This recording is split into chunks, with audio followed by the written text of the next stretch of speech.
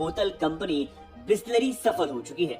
आप अगर बिस्लरी की बोतल खरीदने जा रहे हैं तो आपको अपनी आंखें खुली रखनी पड़ती हैं, क्योंकि आपके हाथ में पड़ने वाली बोतल बिस्लरी की जगह बेल्सरी, बिस्लरी, ब्रिस्ले या बिस्लार भी हो सकती है। यही वजह है कि बिस्लरी ने अपनी टैगलाइन कुछ इस तरह रखी है, हर पानी की बोतल बिस्लरी ना होवे। वाटर बोतल इंडस्ट्री में 60% की हिस्सेदारी रखने वाली ये बानी ब्रांड आज देश भर में काफी फेमस है।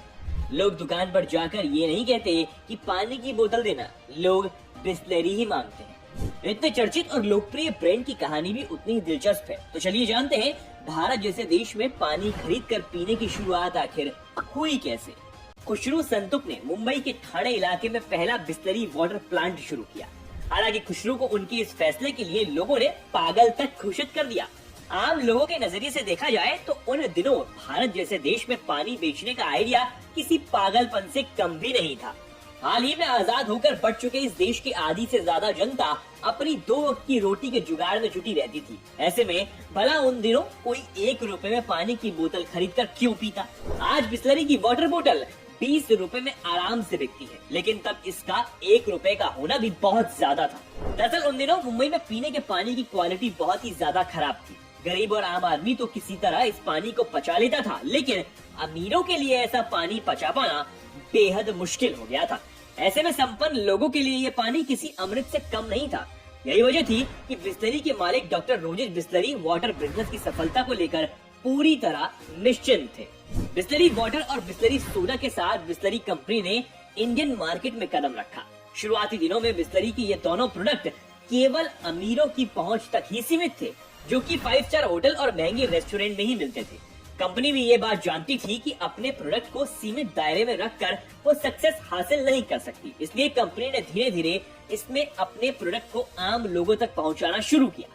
आम लोगों की पहुंच तक आने के बाद भी ज्यादातर लोग इस कंपनी का सोडा खरीदना ही पसंद किया करते थे। यही वजह रही कि खुशरू संतुक को पानी का बिजनेस कुछ खास नहीं जमा। अब वो इस ब्रांड को बेचने का मन बनाने लगे। खुशरू संतुक द्वारा बिस्लरी कंपनी बेचे जाने की खबर इंडियन बिजनेस वर्ल्ड में जंगल की आग की तरह फैल गई और इसी तरह ये खबर पहुंची पार्ले कंपनी के कर्ता चौहान ब्रदर्स के पास। बस फिर क्या था, बिस्लरी वाटर प्लांट की शुरुआत के केवल 4 साल बाद यानी 1969 में बिस्लरी को रमेश चौहान ने 4 लाख रुपए में खरीद लिया। इसके बाद देश भर में अपने 5 स्टोर के साथ बिस्लरी पार्ले की हो गई। ये 1970 का दशक था जब रमेश चौहान ने बिस्लरी सील्ड वाटर के 2 ब्रांड नए ब्रांड बबली और स्टील के साथ बिस्लरी सोडा को मार्केट में उतारा। पार्ले की रिसर्च टीम लगातार इस खोज में लगी थी आखिर कैसे बिस्लरी को आम लोगों तक पहुंचाया जाए। कोई भी प्रोडक्ट लोगों की पसंद से सफल नहीं होता, बल्कि इसे सफलता मिलती है लोगों की जरूरत से।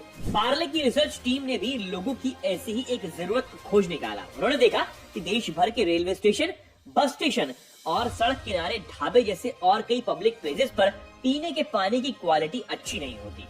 इस वजह से लोग मजबूरी में प्लेन सोडा खरीद कर पीते। इस बात को ध्यान में रखते हुए पार्ले ने लोगों तक साफ पानी पहुंचाने के लिए अपने डिस्ट्रीब्यूटर्स की संख्या बढ़ा दी। प्रोडक्ट की बिक्री बढ़ाने के लिए पार्ले ने ब्रांड प्रमोशन का सहारा लिया, पैकिंग में कई तरह के बदलाव किए। इतना कुछ करने के बाद बिस्लरी वाटर मार्केट में अपनी रफ्तार पकड़ने लगा। जिस आइडिया को कभी पागलपन कहा गया था, आज उस आइडिया से बिस्लरी ने भारत की सील्ड वाटर बोतल इंडस्ट्री पर 60% हिस्सेदारी पाली है।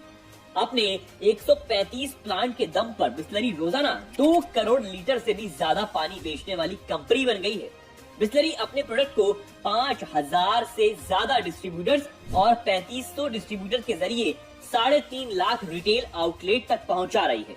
2019 में भारत में बिस्लरी की मार्केट वैल्यू $24 बिलियन थी और जिस हिसाब से ये कंपनी चल रही है उसके मुताबिक साल 2023 तक इसकी मार्केट वैल्यू $60 बिलियन होगी।